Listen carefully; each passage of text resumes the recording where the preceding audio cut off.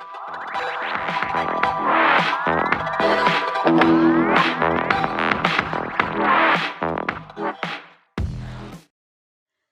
welcome back to our YouTube channel Suara Nusantara Center. Jadi kali ini kita lagi bersama apa nih Pak? Owner apa gimana nih kita penyampaiannya nih? Owner aja. Owner, oke. Owner Beda Kopi. Sebelumnya saya akan perkenalkan, ini ada Pak Doni, owner dari Beda Kopi sendiri. Gimana Pak kabarnya hari ini? Alhamdulillah baik. Baik.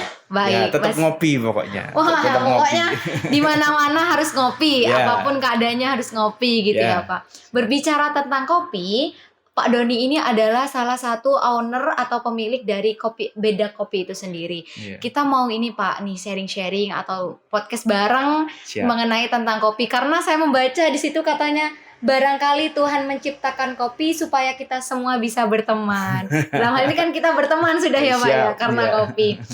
Gini Pak, mau tanya dulu kan sebelumnya kan harus tahu nih perjalanan kopi. Gimana sih kok sampai ada Beda Kopi per saat ini nih Pak? Pasti kan punya perjalanan yang cukup panjang juga. Mungkin bisa sharing bersama teman-teman agar nantinya bisa termotivasi. Apa sih, dari mana sih awalnya kok sampai ada Beda Kopi itu sendiri? Ya. Jadi kalau dulu karir saya itu sebetulnya lebih yang seperti pada umumnya anak-anak mahasiswa ya.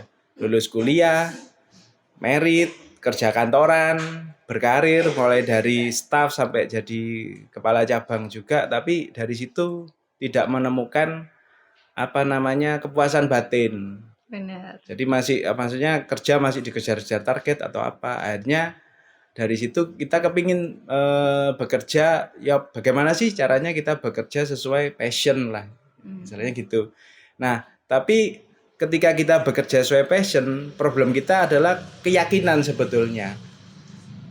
Bisa enggak sih kalau kerja sesuai passion itu menghasilkan, kan itu. Kalau nggak dicoba, enggak mungkin lah kita akan tahu pekerjaan kita itu sesuai dengan apa yang kita cita-citakan. Nah, 2016 saya membangun usaha kecil, ukurannya 2,5 kali 3,5. Karena kecil saya namakan itu Bedak.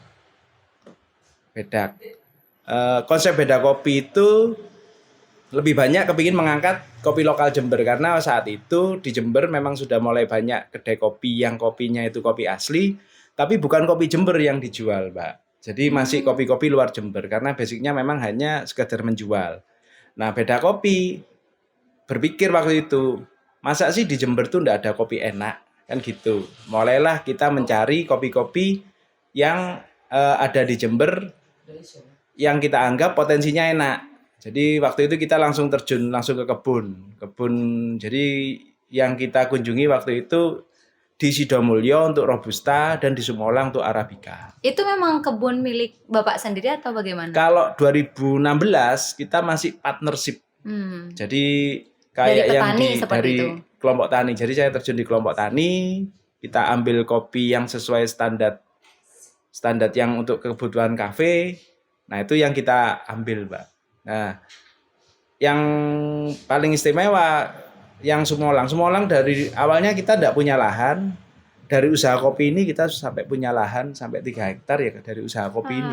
Cukup lebar juga ya Pak. Iya. Dan memang dari awal Bapak mempunyai kedai kecil-kecilan sampai terinspirasi juga ingin, karena memang tidak ada kopi khas Jember seperti itu ya Pak. Iya. Lalu di sini memang menemukannya bahwa di Jember ini ada potensi kopi enak. Ketemunya tuh dari mana Pak? Jadi gini, waktu itu saya berpikir, kan Puslit itu pusat penelitian kopi toh. Benar. Kok bisa ada di Jember ya? Ada apa? Nah, itu. Karena kita punya kumpulan namanya Kelompok Petani Kopi di Sumolang Jelbuk. Itu isinya kan ada beberapa pensiunan, ada pensiunan Puslit, ada pensiunan Disbun. Nah, dari situ mulai ketemu clue-nya. Maksudnya kita ada sedikit gambaran tuh. Kenapa ya Puslit ada di Jember? Nah, ternyata di Jember itu punya 3 gunung, Mbak. Jadi kalau gunungnya itu Gunung Argopuro, Gunung Ijen Raung, sama dataran tinggi Meru Betiri. Nah, dari 3 gunung itu ketemulah 4 jenis kopi yang berbeda. ada kopi Arabica, ada kopi Robusta, ada kopi Liberica, dan ada kopi Excelsa. Mulailah kita belajar macam-macam jenis kopi. Nah, cari lagi kopi yang enak itu yang bagaimana sih? 2017 saya mencoba ngikut pola yang arahannya dari Puslit, pengolahan basa untuk kopi Arabica. Saat itu Arabica yang kita bikin dengan proses full wash skornya 84,6. Kemudian 2020 kemarin kopi Libericanya skornya 86 yang masuk kategori kopi excellent. Ya dari situ ternyata Jember itu ada loh kopi-kopi yang bisa masuk ke ranah specialty kopi gitu, Mbak. Selama ini kan kopi Jember masih sebagian besar panennya itu masih panen asal. Oh, baik, berarti kan dalam hal ini Jember mempunyai 4 jenis kopi. 4 jenis kopi dalam perasaan ini, yang termasuk yang excellent itu sekarang yang Liberica. Iya, skornya 86, Mbak. Kalau kopi excellent itu sebenarnya sudah masuk ke ranah kopi-kopi yang siap untuk ditandingkan di tingkat manual brewing. Manual brewing untuk yang level nasional maupun dunia itu bisa kopi-kopi seperti itu, Mbak. Iya. Pasti nih kalau Bapak sudah tahu jenis-jenis kopi seperti ini, berarti kan ada prestasi-prestasi yang sudah diraih oleh Beda Kopi. Kira-kira prestasi yang sudah diraih oleh Beda Kopi ini apa aja ya, Pak? Kalau prestasi, kalau sampai kejuaraan kita enggak pernah, tapi lebih banyak penghargaan, Mbak. Seperti yang 2018 Beda Kopi itu masuk 10 top kuliner Jember di Instagramnya Ibu Kofifa.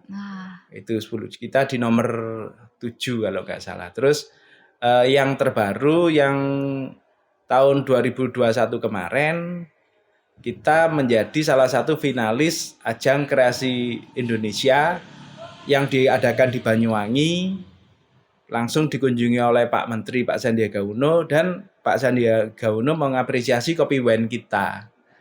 Jadi Beda Kopi itu salah satu ciri khasnya mengeluarkan pertama yang namanya kopi anggur atau kopi wine di 2017 yang akhirnya itu diliput sama Kompas TV Nasional, Mbak. Itu yang pertama kali muncul. Nah, wine coffee sendiri kalau di dunia kopi itu masuk di kelas premium kopi. Jadi di dunia kopi itu ada 3 harga, ada pasar basic itu yang umum, Mbak. Kopi-kopi yang umum di pasar yang biasa.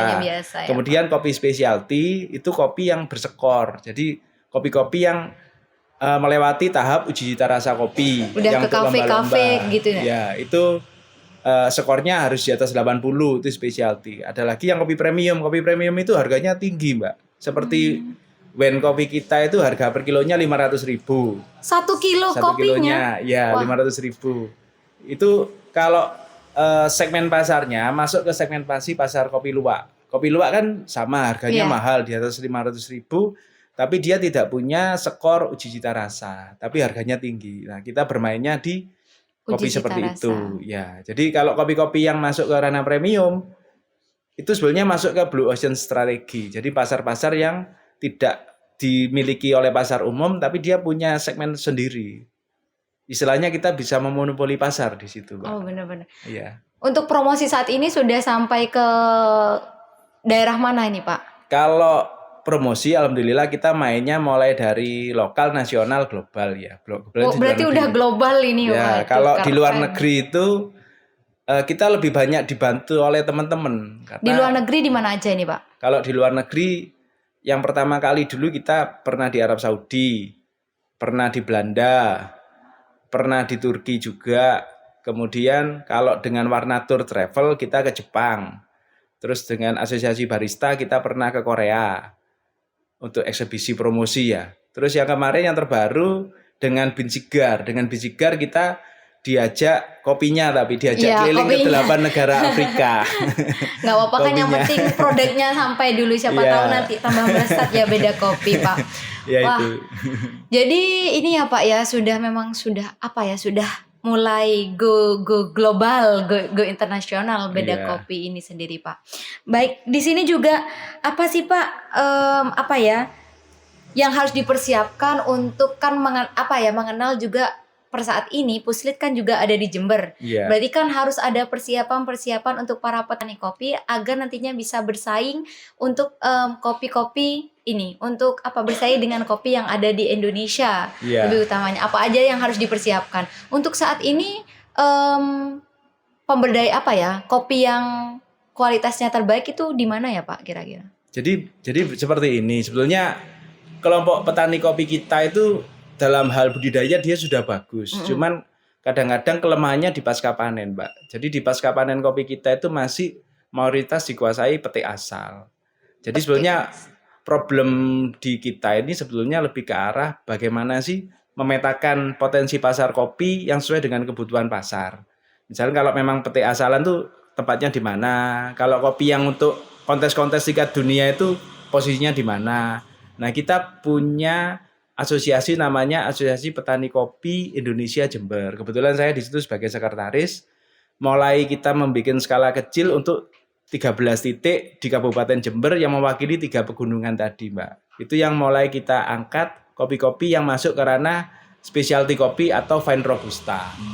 Seperti itu. Itu yang kita awali. Jadi yang harus dilakukan petani kopi sebetulnya yang pertama ketika dia bisa mengangkat potensi kopi terbaiknya ikut-ikut kontes, otomatis terangkat juga potensi wilayah. Kalau yang saya lakukan di 2 tempat, di Sumolang sama Nyerbuk, kita bikin kegiatan semacam ngopi di gunung, itu salah satu cara mengangkat potensi pariwisata. Kalau sudah pariwisatanya terangkat, otomatis UMKM di sekitarnya terangkat juga. Benar. Untuk sekarang ini Bapak punya jual kopinya aja apa emang udah punya kedai besar gitu?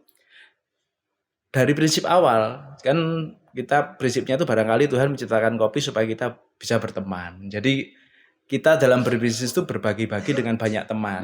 Terus terang kita tidak suka memonopoli sebuah usaha. Jadi seperti ngopi di gunung yang garap untuk kegiatan event organisasi teman. Terus untuk kedai-kedai di Jember, partner-partner kita seperti Kota Sinema, Idola Cafe, Ombean Cafe, Aston, sampai Bin Sigar, itu bagi kita adalah bagian dari teman. Berarti untuk teman-teman yang udah minum kopi di Aston atau di Cinema Mall itu berarti salah satu produk dari Beda Kopi secara tidak langsung. Berarti kemarin-kemarinnya secara tidak langsung saya sudah mencoba Beda Kopi, kopi dari Beda Kopi itu sendiri. Sekarang ini Pak, apa nih yang harus dipersiapkan petani kopi Jember agar nantinya bisa bersaing di nasional seperti itu Pak? Yang harus dipersiapkan sebenarnya sudah kita mulai dengan Asosiasi Petani Kopi. Salah satunya dengan uji cita rasa kopi, Mbak, di 3 titik kemarin itu. Ada satu kopi yang skornya itu 83. Itu punya Sepuran Tani. Sepuran Tani di Sempolan. Itu sudah skornya 83. Itu tinggal ditingkatkan lagi sebetulnya. Jadi kalau kita mau kopi Jember itu naik kelas, yang pertama kali dibenahi itu salah satunya ya SDM mengenai pemahaman terkait pasca panen, Mbak.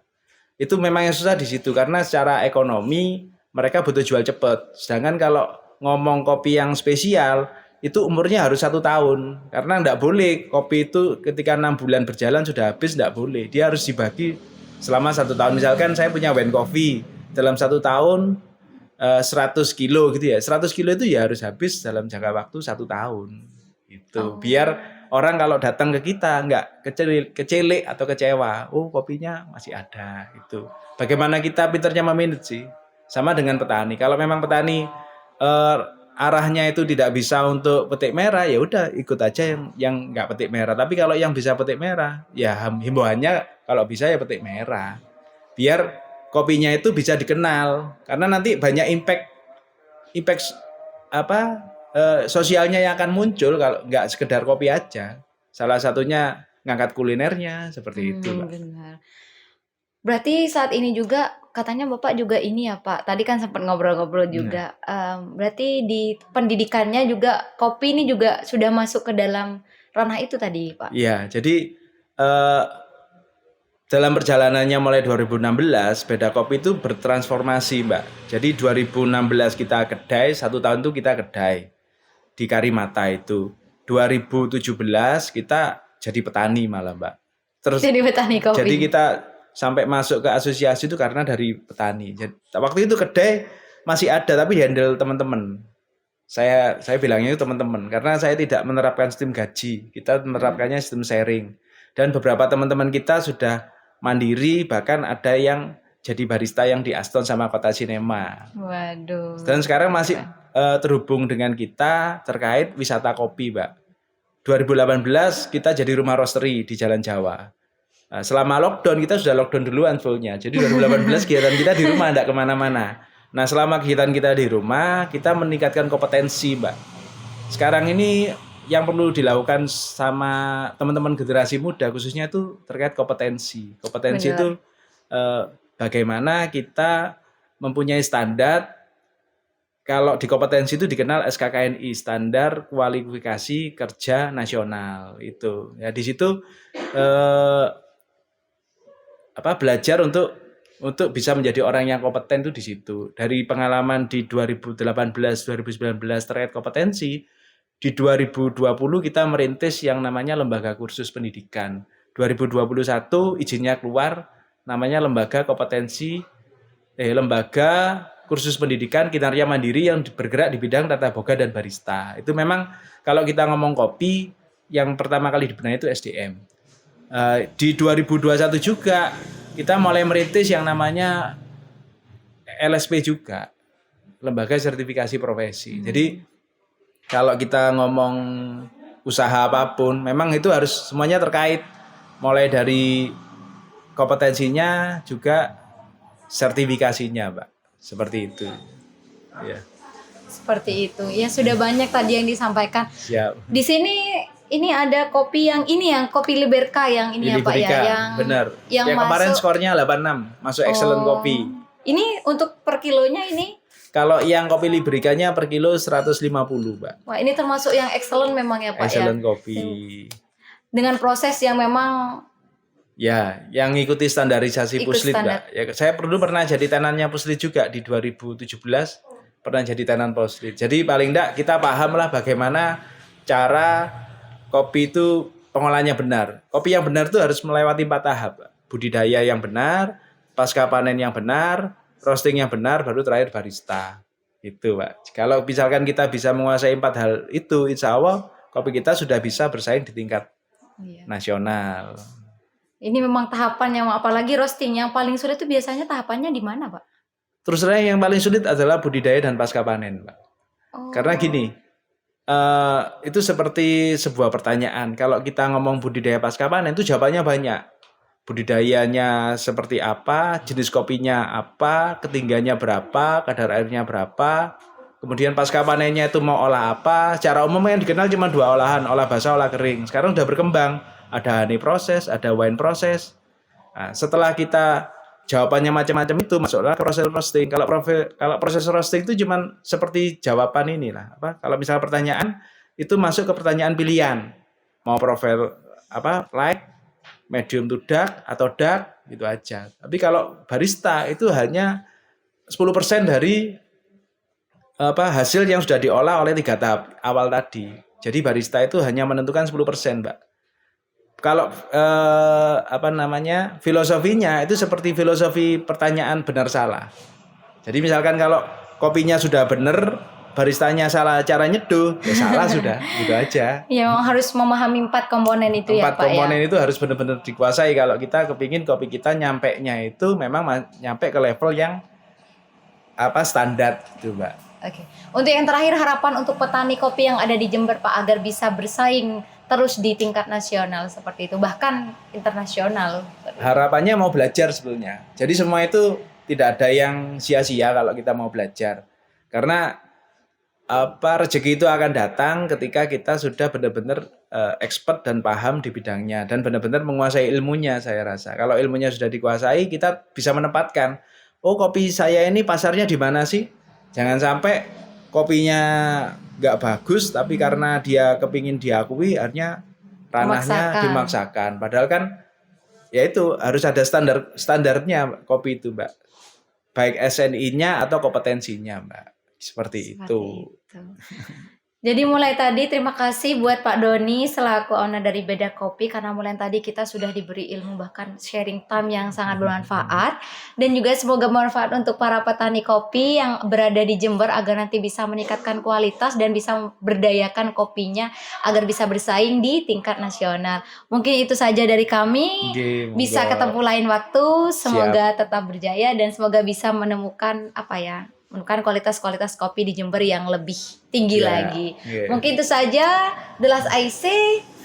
Wallahu muwaffiq ila aqwamit thoriq. Wassalamualaikum warahmatullahi wabarakatuh. Jangan lupa like, comment, and subscribe.